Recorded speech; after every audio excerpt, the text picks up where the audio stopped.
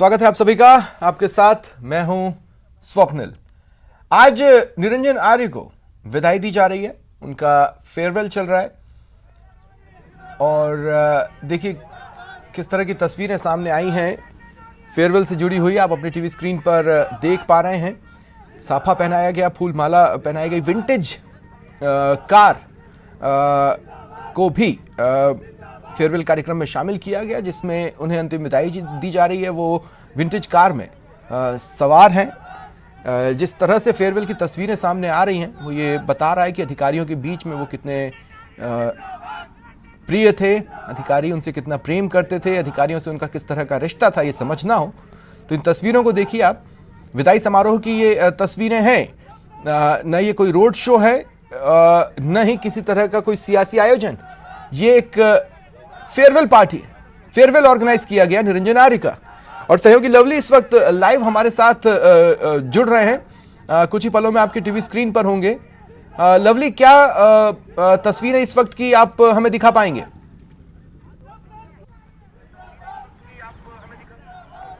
देखिए, बिल्कुल निरंजन आर्य की विदाई हो चुकी है। इस वक्त शासन सचिवालय में जो नई मुख्य सचिव है उषा शर्मा, वो सीएमओ में वरिष्ठ अधिकारियों से मुलाकात के लिए और मुख्यमंत्री अशोक गहलोत से मुलाकात के लिए रवाना हो चुकी है। निरंजन आर्य से हमने एक्सक्लूसिव बातचीत भी की तो उन्होंने कहा कि जो पहली बार ऐसा हुआ होगा स्वप्निल, जब सचिवालय के गलियारों में किसी चीफ सेक्रेटरी के रिटायरमेंट पर जिंदाबाद के नारे लगे हों। सचिवालय के गलियारों में आज निरंजन आर्य जिंदाबाद के नारे जो थे वो गूंज रहे थे। और निरंजन आर्य की विदाई जो है विंटेज कार से की गई। इससे पहले डॉक्टर मीणा की विदाई जो है वो इस तरह से की गई थी। और बड़ी बात यह है कि निरंजन आर्य जो है वो चार्ज संभालने के लिए यहाँ पर पहुंचे। उन्होंने उषा शर्मा को उनका चार्ज संभाला और उषा शर्मा से मिलने के लिए तमाम जो ब्यूरोक्रेसी के तमाम जो आईएएस अधिकारी हैं वो मुलाकात के लिए शासन सचिवालय में पहुंचे। तमाम जो सेक्रेटरीज हैं विभागों के, तमाम जो प्रमुख शासन सचिव है, प्रिंसिपल सेक्रेटरीज हैं, उन तमाम लोगों ने उषा शर्मा से मुलाकात की है। लगातार जो है उषा शर्मा को के स्वागत करने वालों का तांता जो है वो उनके चैम्बर में लगा हुआ है। उषा शर्मा फिलहाल मुख्यमंत्री अशोक गहलोत से मुलाकात करने के लिए रवाना हो चुकी है। पहले वो सीएमओ जाएंगी,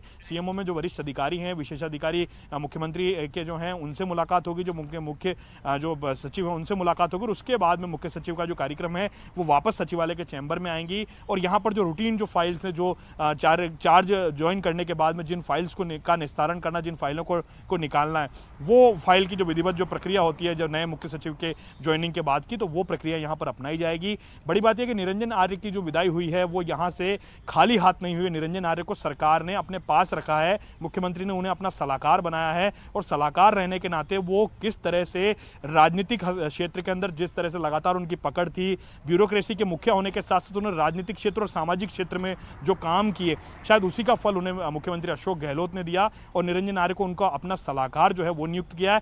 आज निरंजन आर्य बेहद खुश नजर आ रहे थे क्योंकि बिल्कुल हम तस्वीरों में देख रहे हैं लवली, काफी खुश वो नजर आ रहे थे। और उनके साथ के जो अधिकारी कर्मचारी हैं, जिस तरह से फेयरवेल दिया गया वो समझ में आता है कि निरंजन आर्य के प्रति उनका कितना प्रेम था और निरंजन आर्य का किस तरह से स्नेह अपने कर्मचारियों के ऊपर रहा होगा। काफी मोटिवेटेड सभी नजर आ रहे थे। लेकिन क्या फेयरवेल के बाद निरंजन आर्य से आपकी बातचीत हुई है? वो अपने खुद के कार्यकाल को किस तरह से देख रहे हैं जो आज खत्म हो गया है? वो किस तरह से अपने आप को खुद इवेल्युएट कर रहे हैं? देखिए, मेरी उनसे बात हुई, मैंने कहा कि जिंदाबाद के नारे क्या कह रहे हैं, तो उनका यही कहना था कि ये जिंदाबाद के नारे ये इस बात को कह रहे हैं कि निरंजन आर्य ने मुख्य सचिव के तौर पर जो काम किया है, निरंजन आर्य ने मुख्य सचिव के तौर पर जो मेहनत की है, आज उसका फल उन्हें मिला और इस बात की उन्हें बेहद खुशी है। न्यूज़ 18 से एक्सक्लूसिव बातचीत में उन्होंने इस बात को स्वीकारा और उन्होंने ये भी कहा कि आने वाले समय में मुख्यमंत्री अशोक गहलोत की जो प्राथमिकताएं होंगी, जो सीएम उनको जो डायरेक्शंस देंगे, क्योंकि सीएम के सभी विशेषाधिकारियों के पास में अलग अलग कामकाज का बंटवारा किया गया है। निरंजन आर्य को क्या मिलेगा सीएमओ में जाने के बाद ये फिलहाल तय नहीं है, लेकिन सभी लोग ये मान करके चल रहे हैं कि बड़े राजनीतिक सलाहकार के तौर पर वो मुख्यमंत्री का हाथ बढ़ाएंगे। और राजस्थान में जो सरकार की जो योजना है, जिसका वो लगातार फ्लैगशिप योजना है, जनता की योजना है, जिसकी वो लगातार यहाँ पर मीटिंग्स करते थे, जिस बारे में वो जानते थे, उनको समझते थे और बेहद अच्छे से उसको समझ पा रहे थे। उन योजनाओं को जनता तक कैसे पहुंचाया जाए, पब्लिक डीलिंग किस तरह से अच्छे तरीके से की जाए, इन तमाम चीज़ों में वो मुख्यमंत्री अशोक गहलोत की और राजस्थान की कांग्रेस सरकार की मदद करने में काफ़ी महत्वपूर्ण साबित होंगे। और बड़ी बात यह है कि उषा शर्मा की राजस्थान के अंदर वापसी होना, यानी आप ये सोच सकते हैं कि पिछली बार जब निरंजन आर्य को सीएस बनाया गया था तो इस बात की चर्चाएं थी कि जो वरिष्ठता है उसे दरकिनार कर दिया गया और कई लोगों को सचिवालय से बाहर किया गया और उसके बाद में यहां पर निरंजन आर्य को बिठाया गया। लेकिन इसके बाद ठीक है, शुक्रिया लवली हमारे साथ जुड़ने के लिए और तमाम तस्वीरों के लिए।